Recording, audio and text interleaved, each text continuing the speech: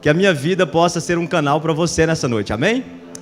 2 Coríntios, capítulo de número 4, versículo 7 a seguir, diz assim: temos, porém, este tesouro em vasos de barro, para que a excelência do poder seja de Deus e não de nós.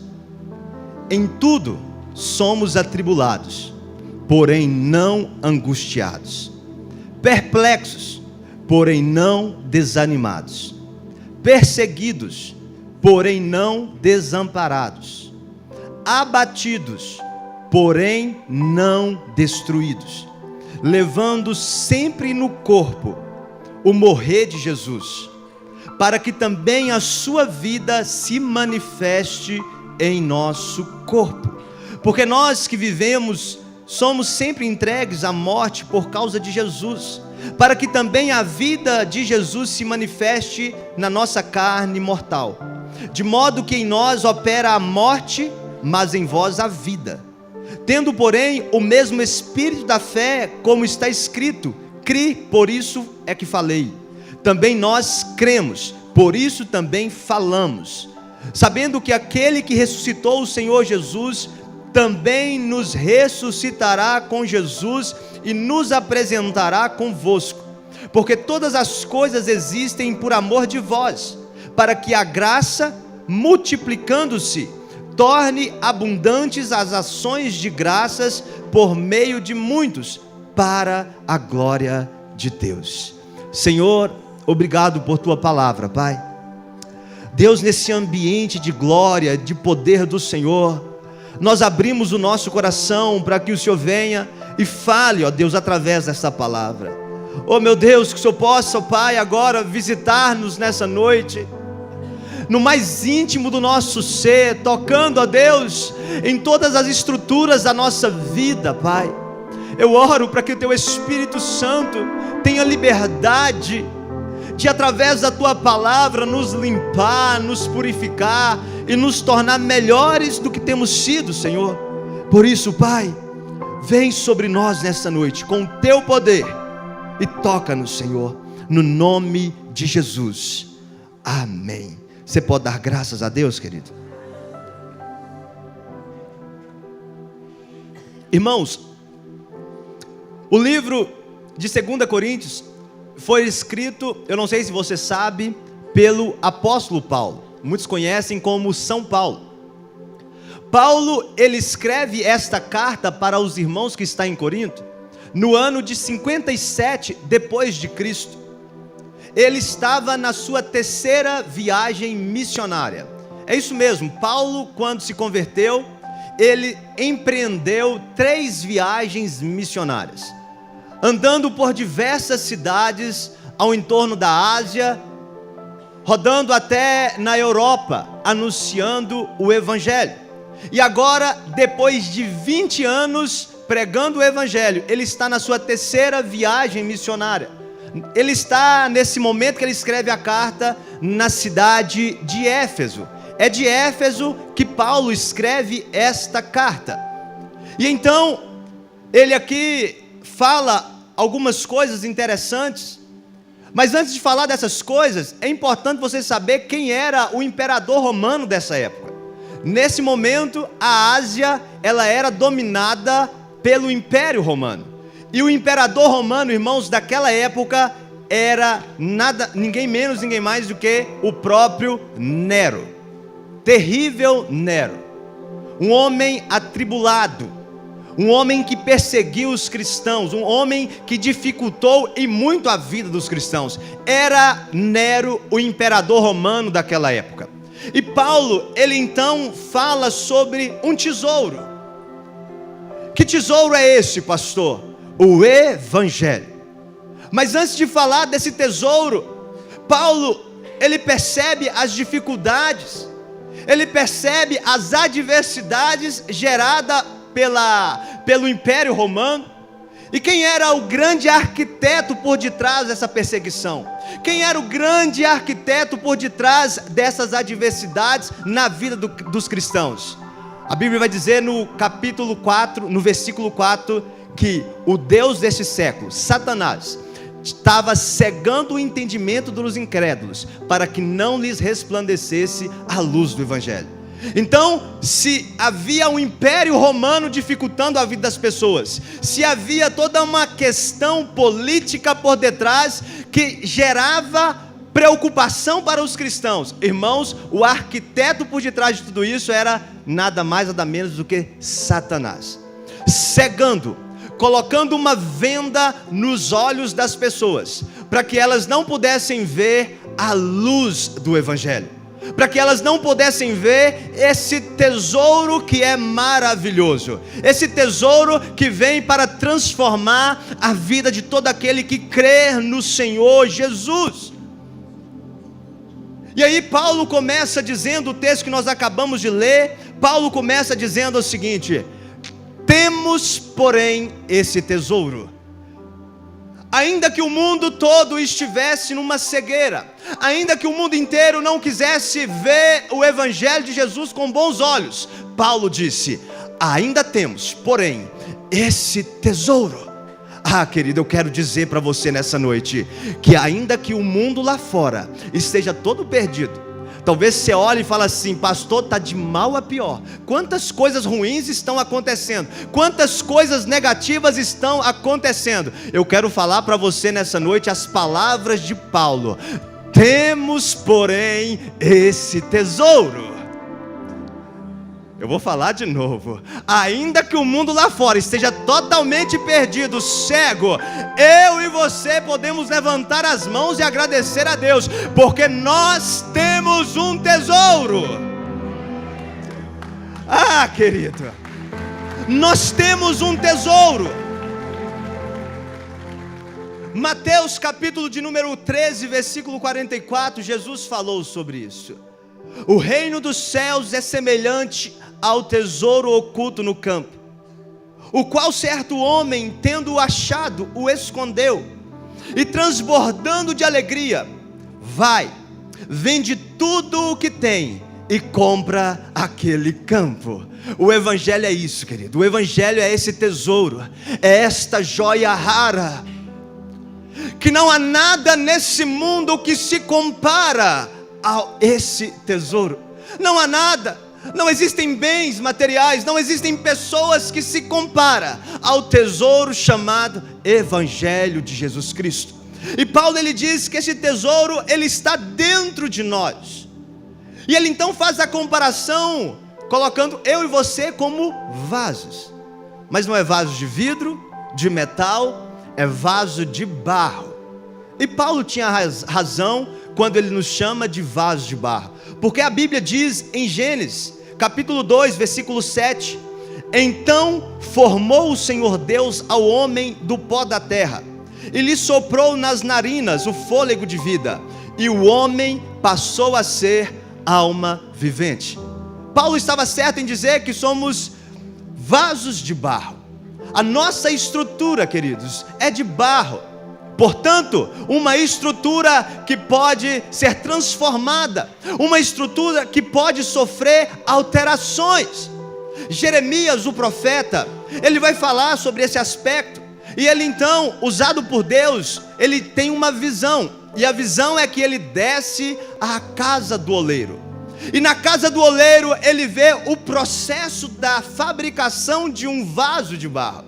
E o interessante, queridos, é que aquele oleiro, na visão do profeta, quando ele está fazendo um vaso, o vaso apresenta uma estrutura trincada, quebrada, transfigurada. E então o oleiro desfaz aquele vaso e constrói um vaso melhor do que aquele que ele fizera. Eu vou ler o texto para você entender o que eu estou dizendo. Como o vaso que o oleiro fazia de barro se lhe estragou na mão, tornou a fazer dele outro vaso, segundo bem lhe pareceu. Então veio a mim a palavra do Senhor: não poderei eu fazer de vós como fez o oleiro? Assim sois vós na minha mão, ó casa de Israel. Como vasos de barro, queridos, assim como nesta visão do profeta, O oleiro pega o vaso, destrói, esmiuça e constrói e edifica um vaso novo.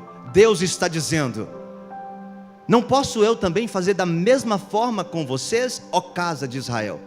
Sabendo eu e você que a casa de Israel, naquele tempo era o povo de Israel, mas a casa de Israel nesse tempo é a igreja do Senhor Jesus. Então esse texto é para mim e para você entendermos que, como vasos, existe um processo de Deus em nossas vidas, e Ele vai esmiuçar, Ele vai quebrar, e Ele vai restaurar, reconstruir de novo, quantas vezes for necessária, para que a sua vida, a minha vida, seja uma exaltação do nome do Senhor nessa terra.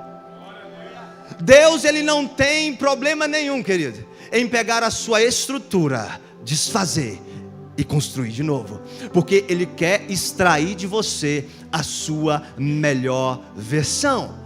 Temos, porém, um tesouro em vasos de barro. E aí Paulo conclui dizendo: para que a excelência do poder seja de Deus e não de nós. Não tem a ver contigo, não tem a ver com você simplesmente, você é apenas um vaso de barro. Tem a ver com o poder dele, tem a ver com a glória dele, tem a ver com o nome dele ser exaltado através da sua vida. Então fala assim comigo: eu tenho um tesouro. Aleluia, irmãos. E como esse tesouro que está em nós, Deus permitirá que processos aconteçam em nossas vidas. Deus vai permitir que situações aconteçam em nossas vidas.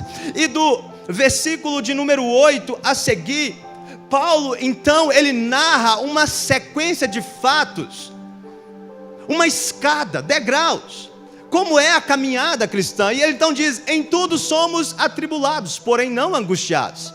Em tudo nós somos perplexos, porém não desanimados. Em tudo nós somos perseguidos, porém não desamparados. Em tudo somos abatidos, porém não destruídos. Para que, olha o que Paulo diz: levando sempre no corpo o morrer de Jesus, para que também a sua vida se manifeste em nosso corpo. Perceba que tem um degrau de cada vez. E eu quero falar nessa noite, queridos, sobre esses degraus, sobre esses processos que vêm sobre a nossa vida e nos fazem crescer em estatura diante de Deus. A vida, ela não pode ser algo estático, em que a gente chegue de um jeito e continue do mesmo jeito. A vida, ela precisa de transformações, e acontece isso. Você, quando nasceu, até hoje, quantas transformações aconteceu na sua vida? Quantas transformações aconteceu na sua vida quando você se decidiu casar? No Evangelho também não é diferente. Uma vez que você entregou a sua vida para Jesus, transformações também começam a acontecer. E Deus permite processos para que você se torne a sua melhor versão. E o primeiro processo é esse.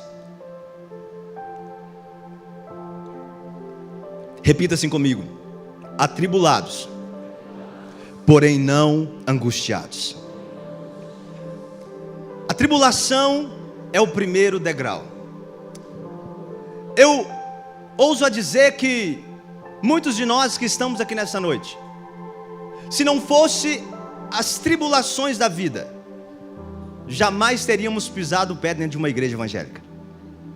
Aquele ditado é uma verdade: se não vem pelo amor, vem pela dor.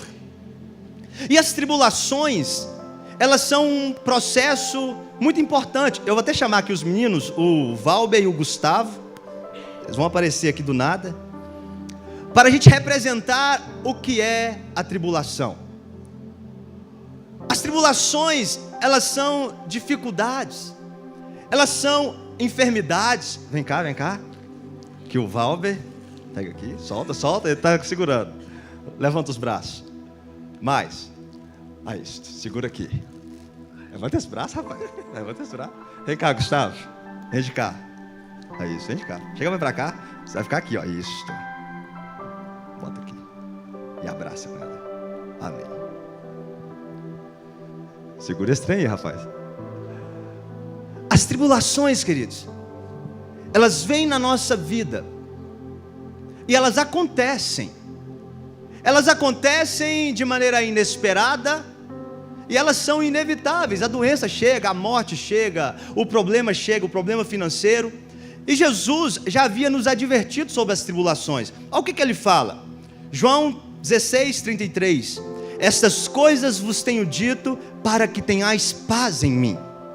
No mundo passais por aflições, mas tende bom ânimo, eu venci o mundo.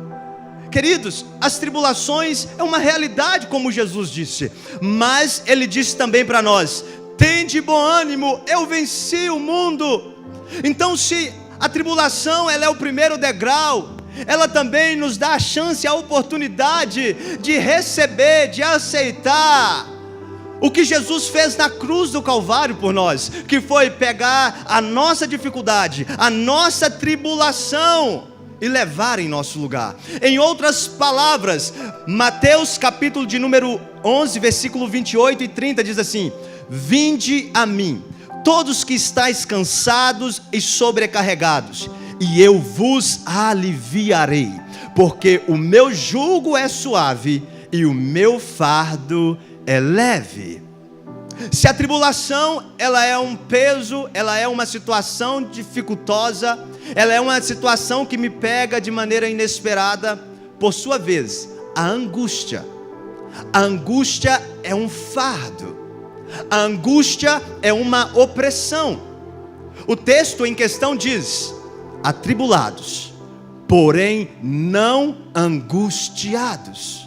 Em outras palavras, a doença, a dificuldade pode até chegar na minha vida, e vai chegar. Agora, não significa que eu tenha que também abraçar a angústia. Não significa também que eu tenha que abraçar o fardo da opressão. Sabe, irmãos, tá tudo certo aí, tá? Tá tranquilo? O que acontece é que muitos de nós não entendemos que quando Jesus fala desse tesouro que é o Evangelho não é algo externo, um tesouro externo, pelo contrário, o Evangelho, como Paulo diz, está dentro de nós. Por isso, o Evangelho não gera peso, o Evangelho não gera um fardo. As tribulações, as angústias sim geram opressão, as angústias sim nos deixam cansados, fadigados. A opressão vem sobre nós querendo nos fazer desistir. E o Evangelho é sobre Jesus pegar o nosso fardo e levar sobre si. Cansou? Doeu o braço? Demais. E é baterista, hein, gente? Pode abaixar, pode abaixar. É isso daqui, ó. Não pesa meio quilo, mas coloca sobre a sua vida. A opressão vem e se torna uma realidade. Presta aqui. Muito mais pesado. E eu peguei para simbolizar o tesouro do Evangelho. Gu, pesou? Não. Você está entendendo? Tem muita gente carregando angústia sobre si, que é um fardo. E Jesus disse: vinde a mim todos que estáis cansados e sobrecarregados, e eu vou aliviar vocês. Jesus veio para te aliviar, querido. Joga isso no chão, tá bom? Pode jogar. Aliviou. Agora sabe o que a gente faz com o angustiado? A gente faz isso daqui, ó.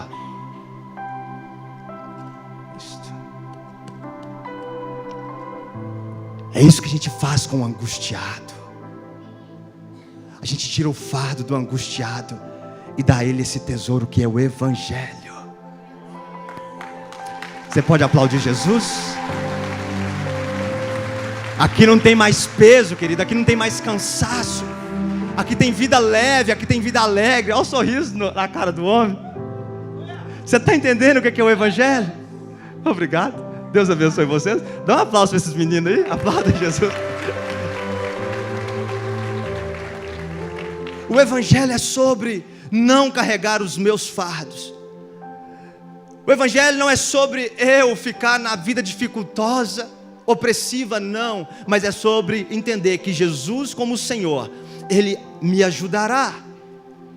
O salmista, ele vai dizer o seguinte no Salmo 4, versículo 8: em paz me deito e logo pego no sono, porque, Senhor, Tu me fazes descansar seguro. A segurança naqueles que estão em Deus, a segurança naqueles que decidem colocar a sua vida diante do Senhor. Isso é o Evangelho. E aí, irmãos, o Evangelho é sobre esse tesouro que eu carrego dentro de mim. Não é um peso extra, mas é a glória de Deus se manifestando na minha vida. E uma vez que a glória de Deus se manifesta na minha vida, as circunstâncias de tribulação, elas podem até vir, e eu vou passar por elas, só que eu não vou estar angustiado, eu não vou estar oprimido. Eu posso estar num leito de enfermidade, mas aqueles que forem me visitar não vão chegar lá e encontrar uma pessoa depressiva. Pelo contrário, vai chegar lá e encontrar alguém que está leve. Posso ouvir um amém? Alguém que entende que o Senhor Jesus está levando sobre si as minhas enfermidades e dores. É sobre isso. Mas Paulo, ele não para por aí. Ele fala sobre outro aspecto. Ele fala sobre a perplexidade. E ele fala assim: perplexos, porém não desanimados. Repita comigo para gravar no seu coração: perplexos, porém não desanimados. O que é estar perplexo? É até difícil de falar. Estar perplexo é estar assustado com algo que eu vi. É algo que me gera espanto, escândalo. É algo que eu olho, que eu bato o olho e falo assim: meu Deus, não é possível isso. E quantas coisas nos escandalizam, quantas coisas que nós vimos, que te faz ficar escandalizado. Mas Paulo diz: em tudo somos perplexos, porém não desanimados. Jesus, ele falou sobre os escândalos. Lucas capítulo 17, versículo 1 diz assim: disse Jesus aos seus discípulos: é inevitável que venham os escândalos, mas ai do homem pelo qual eles vêm. Queridos, escândalos acontecem o tempo inteiro. E deixa eu te contar uma notícia. Você vai ver escândalo aqui no nosso meio. Você vai ver escândalo dentro desse ambiente. Porque aqui todos nós somos pessoas imperfeitas, cheias de defeitos. E mais cedo ou mais tarde, alguém falha e se torna um escândalo para você. Escandaliza você, escandaliza a sua fé, mexe com a sua estrutura de fé, mexe com a sua crença em Deus. Mas Paulo, ele é categórico em dizer: perplexos, porém não desanimados. Essa semana eu conversava com o irmão e ele dizia: pastor, isso é um absurdo. Pastor, mas isso me corta o coração. Isso é muito ruim. E eu falava para ele: sim, eu concordo com você, mas não deixe que isso entre no seu coração e gere desânimo em você. Porque tudo que Satanás quer, queridos, é que você olhe para um escândalo e abrace o desânimo. Tudo que o inimigo quer que você faça é parar de orar. Tudo que o inimigo quer que você faça é parar de crer e depender de Deus. Tudo que o inimigo quer que você faça é que você coloque, deposite a sua esperança, a convicção em pessoas, e as suas convicções sejam frustradas, e aí você se afaste de Deus. Naquele contexto que Paulo estava inserido, irmãos, havia naquela época pessoas que já estavam dando mau testemunho da fé, pessoas que já estavam escandalizando a fé. Mas Paulo está dizendo: ei, nós podemos até estar perplexos, assustados, abismados, mas nós não iremos desanimar, nós não iremos parar, Por quê? Porque como Paulo disse, uma coisa eu faço, esquecendo-me das coisas que para trás ficam, eu olho para frente, para o alvo, eu fixo o meu olhar no autor e consumador da minha fé, Jesus Cristo. Eu não vou olhar para a direita, eu não vou olhar para a esquerda, eu vou olhar para o meu Senhor, eu vou olhar para Jesus. Sabe, irmãos, eu sei que nós nos espelhamos, nós olhamos uns para os outros, isso é um fato. Agora, a expectativa tem que estar no Senhor Jesus, a esperança tem que estar no Cristo. Isaías capítulo 40, versículo 29 diz assim: porque Ele faz forte ao cansado e multiplica as forças do que não tem nenhum vigor. Repita assim comigo: Ele faz forte ao cansado e multiplica as forças do que não tem nenhum vigor. É Deus quem multiplica as nossas forças. É Deus quem restabelece a nossa estrutura para continuarmos caminhando. Ei! Talvez você olhe à sua volta e você não vê motivos pelos quais você continuar falando de Jesus, porque talvez do seu lado alguém decepcionou a sua fé, alguém mexeu com a sua estrutura de fé, sendo um péssimo cristão do seu lado, e você pegou talvez essa pessoa e falou assim: não tem jeito, como que eu vou servir a Deus? Eu quero te falar nessa noite: ei, quem renova as suas forças, quem te coloca de pé é Deus. É Ele quem te sustenta. Entenda isso, a palavra é dele, não é sua, não é minha, e muito menos essa pessoa que está escandalizando o nome do Senhor. Por isso, o seu comprometimento não deve ser com alguém, deve ser com o Jesus Cristo, com o Rei de toda a terra, com Ele. Quando você faz isso, querido, você vai ver que o desânimo jamais vai te parar. Se você começar a andar aqui no meio dessa igreja, você vai encontrar pessoas que estão servindo a Jesus há mais de 15 anos, há mais de 20 anos, há mais de 30 anos. E você vai perguntar para elas: o que te faz permanecer? O que te faz continuar na mesma fé, com a mesma convicção? Essas pessoas vão dizer, todas vão dizer: eu não parei de olhar para Jesus. Os meus olhos sempre estiveram em Jesus. Pode fazer pesquisa aqui. Pode fazer a pesquisa, que você vai encontrar todas elas dizendo a mesma coisa: eu não tirei os meus olhos de Jesus. Esse degrau, queridos, é muito importante para firmarmos os nossos pés na rocha. Esse degrau é muito importante para que as tempestades, para que os maus testemunhos sejam para nós apenas uma referência de quem nós não seremos. Pastor, eu vi alguém cair, alguém envergonhar o nome de Jesus. Não tem problema, faz disso uma estrutura para você firmar ainda mais os seus pés no Senhor. Faça disso uma estrutura para você continuar honrando a Jesus. E Paulo não para por aí. Ele fala o seguinte: perseguidos, porém não desamparados. Fala comigo: perseguidos, porém não desamparados. Como eu disse aqui, irmãos, eu comecei falando sobre isso, sobre a perseguição que os cristãos do primeiro século eles estavam sucumbindo. Era muita perseguição, gente. Vocês não fazem ideia. Deixa eu contar só uma delas. Eu sei que aqui um culto de domingo de celebração não é o melhor ambiente para dizer isso, mas eu preciso falar para você ter uma noção, um mínimo de noção do que era essa realidade. O imperador Nero, ele era tão mau, ele era tão impiedoso, que em Roma havia o Coliseu Romano, um anfiteatro gigantesco, que era para entretenimento, e era muito normal naquela época terem as lutas entre gladiadores. Só que, queridos, nessa época aqui, sabe o que começou a acontecer? Quando se abria uma porta dentro daquele coliseu, saía um homem franzino, há muitos dias sem se alimentar. Em outros momentos, saía um pai, uma mãe e os filhos, uma família toda. E eles eram lançados no meio daquela arena. de repente abria outra porta.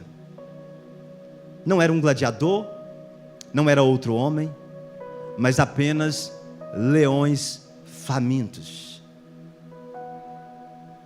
E aqueles leões devoravam famílias inteiras no meio daquele anfiteatro. Era o entretenimento para as pessoas. Quando nós falamos de perseguição, era sobre isso que Paulo estava dizendo. Em tudo somos perseguidos. Aqueles irmãos, eles eram tentados, eles eram oprimidos e pressionados o tempo inteiro para desistirem da fé. E graças a Deus, porque nos nossos dias, querido, não tem um coliseu e não somos lançados lá dentro para sermos devorados por animais famintos. Mas eu quero te dizer que ainda em nossos dias há uma perseguição. Em nossos dias continua havendo perseguições. Não tem um coliseu, mas tem um familiar. Não tem um coliseu, mas tem um amigo. Tem um conhecido, tem um colega de trabalho que todo o tempo, no tempo oportuno, está lá apontando o dedo para você, criticando a sua fé, te julgando. Ah, agora virou crente. Ué, mas crente pode fazer isso daí? Mas crente pode agir assim? Ué, mas você não era crente? Ué, mas agora você não dá seu dinheiro para o pastor? Perseguição. E ela vem de todas as formas, de todos os lados. Te colocam contra a parede, te fazem querer desistir, negar a fé. Mas Paulo está dizendo: ei, nós podemos ser perseguidos, porém não desamparados. Jesus, ele falou sobre isso. Ele falou assim: eis que estou com vocês todos os dias, até a consumação do século. Ah, irmãos, Jesus estava falando isso aqui para os discípulos, para um grupo de 12 pessoas. Aí eu quero perguntar aqui nessa noite: tem algum discípulo de Jesus aqui? Deixa eu ver. Amém? Tem algum discípulo? Então essa palavra é para você também. Eis que eu estou com vocês todos os dias. Pastor, eu estou muito perseguido. Pode aplaudir Jesus, aplaude Ele, é Ele que está com você. Pastor, a vida está difícil, a vida está complicada. Não tem problema, você não está desamparado. Você está sendo perseguido, não tem problema. Ele está do seu lado, Ele está com você, Ele te guarda, Ele te livra. A melhor parte do Evangelho, irmãos, é saber que nós não estamos falando sobre um Deus morto, sobre um Deus do passado, mas nós estamos falando de um Deus que envia o teu Espírito Santo para estar conosco, nos ajudando, nos fortalecendo, nos colocando de pé. E Ele é o Consolador, e Ele ajudará vocês em todas as coisas. Em todas as coisas, diz o texto sagrado. Não é em algumas coisas, é em todas elas. Ele está com você, te ajudando, te sustentando, te auxiliando. Queridos, quando eu entendo isso, eu me debruço sobre o Salmo 91, que muitos têm aberto na casa e não entendem a profundidade desse salmo. Aquele que habita no esconderijo do Altíssimo, à sombra do Onipotente, descansará. Você não faz ideia do que é isso, querido. Aquele que habita no esconderijo do Altíssimo. Ah, irmãos, isso aqui é para quem entende que na presença de Deus há um abrigo seguro, há um abrigo de proteção. Você não está... Ei, deixa eu te falar uma coisa aqui nessa noite. Você não apenas mudou de religião. Ah, eu era espírita, agora eu sou crente. Eu era católico, agora eu sou crente. Não, não é sobre religião. É sobre um relacionamento com um Deus que te guarda na presença dEle.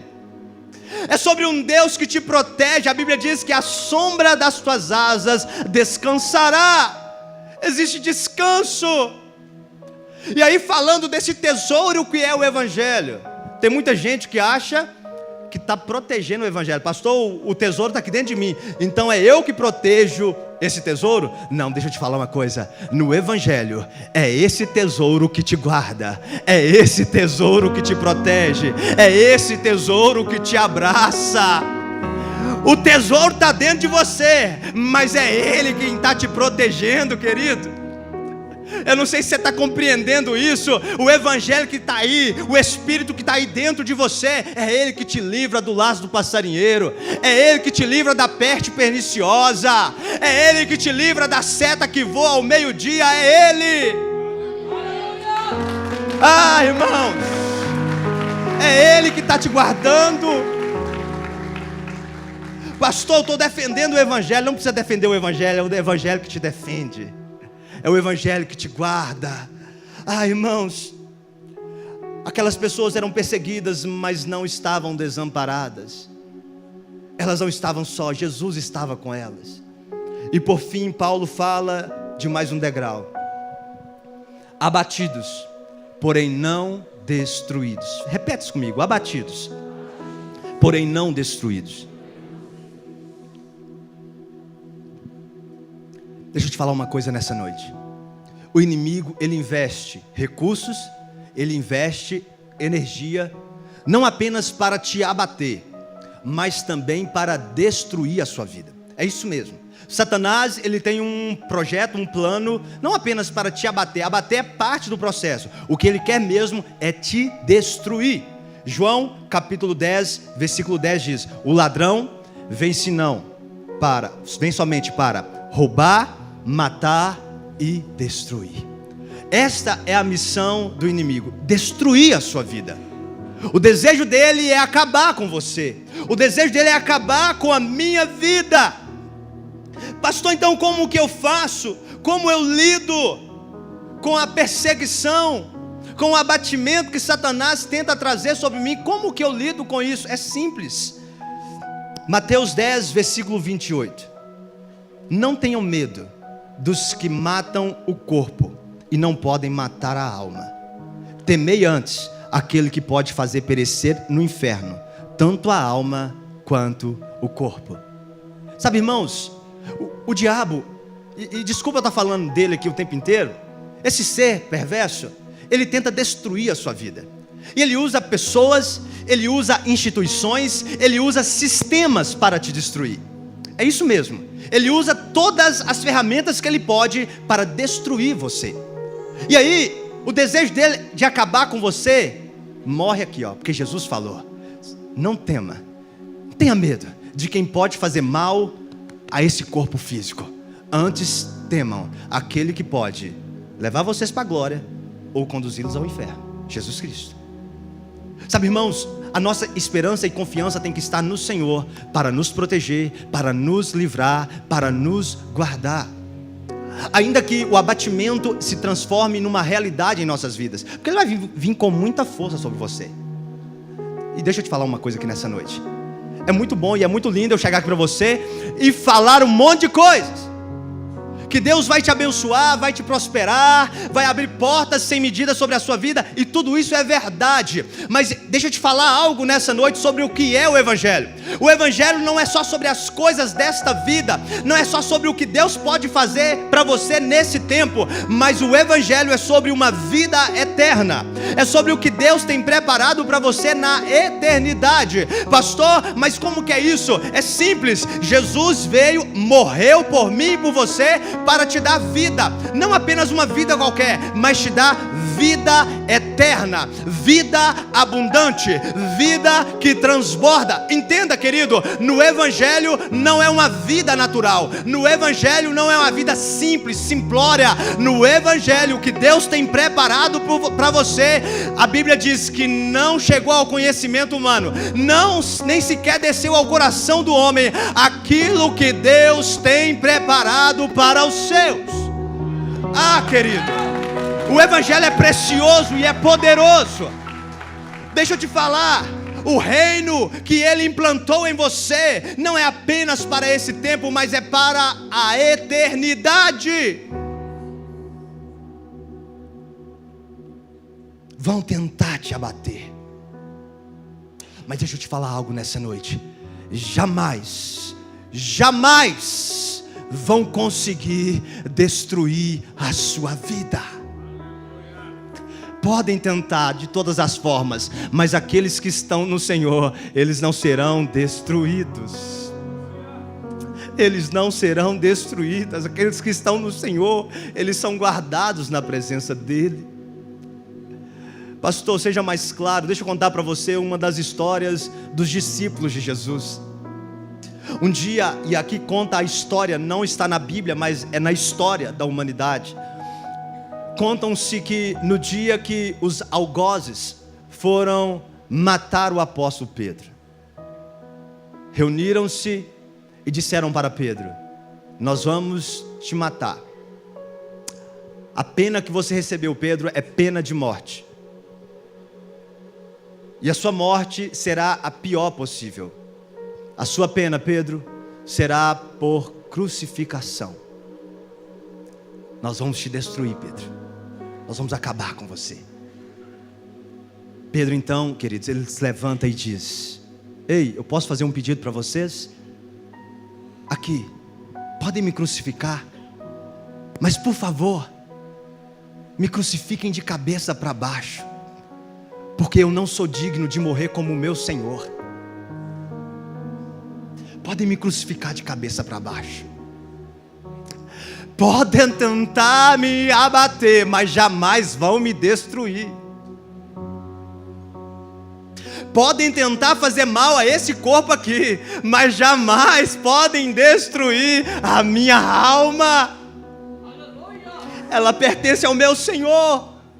Ela é do meu Senhor. Eu preciso te falar aqui nessa noite, querido, que a sua vida, a vida do cristão não é para esse tempo, mas sim para a eternidade. Nas palavras de Paulo, ele resume isso, ele fala assim, ó: viver é Cristo, morrer é lucro. Viver é Cristo, morrer é lucro. Como assim, pastor? A minha vida é Jesus. A minha vida é para exalar Jesus. A minha vida é para eu me parecer com Jesus. A minha vida é para que as pessoas conheçam a Jesus. E a morte, pastor? A morte é lucro, porque eu estarei do lado do meu Senhor. Irmãos, nós estávamos num ambiente de luto nesta manhã, de uma querida, uma serva preciosa, a irmã Neuza, partiu para o Senhor. E nesses ambientes de luto, sabe, a gente vai em muita casa de luto, mas existem lutos diferentes. Quando a gente chega naquele ambiente onde a gente tem ali um cristão, um servo de Deus, uma serva de Deus, uma pessoa que dedicou sua vida ao Senhor, sabe, ao mesmo tempo que há tristeza, uma saudade pelo luto, na mesma proporção tem uma alegria em nosso coração de saber que só estava de passagem, era só um tempo, e agora ela está ao lado do nosso Senhor. Ei, querido, talvez ensinaram para você que a morte é algo triste, terrível, algo ruim, e de fato, morte pega a gente de surpresa. Mas para aqueles que estão no Senhor, como diz o texto sagrado, ainda que morram, se crerem em mim, viverão eternamente. A preocupação é para quem não está no Senhor, querido. Se a sua vida está no Senhor, a paz e tranquilidade. Se a sua vida está no Senhor, a eternidade te esperando, a eternidade preparada para você. E eu quero aqui ler esse texto, Atos capítulo de número 7. Na perseguição, na luta contra os cristãos, pegaram um jovem chamado Estevão. Queriam destruir Estevão. A Bíblia diz que depois de um longo discurso de Estevão, falando para aquelas pessoas do amor de Deus para elas, é isso o resultado, irmãos.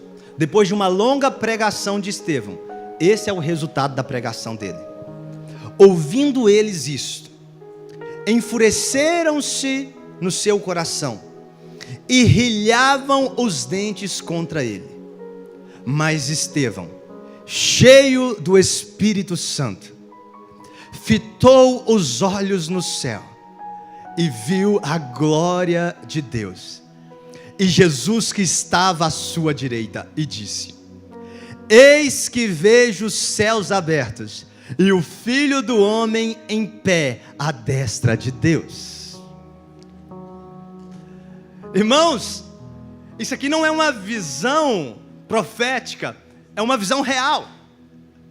Estavam com pedras nas mãos para destruí-lo, e os céus se abrem diante dele, e o que ele vê é o próprio Cristo, Filho de Deus, à destra de Deus, aguardando a chegada do Filho amado. O resultado é que essas pessoas, diz o texto, colocaram a mão no ouvido, taparam e pegaram pedras e apedrejaram aquele jovem. Deixa eu te falar uma coisa nessa noite. Eu prefiro morrer de maneira breve e ver a glória do Senhor do que viver uma vida inteira aqui nessa terra e jamais perceber o que é a glória de Deus. Eu prefiro ter uma vida passageira, mas que eu encontre com o meu Senhor, do que viver 100 anos nessa terra, queridos, e não entender como é maravilhoso estar na presença dEle.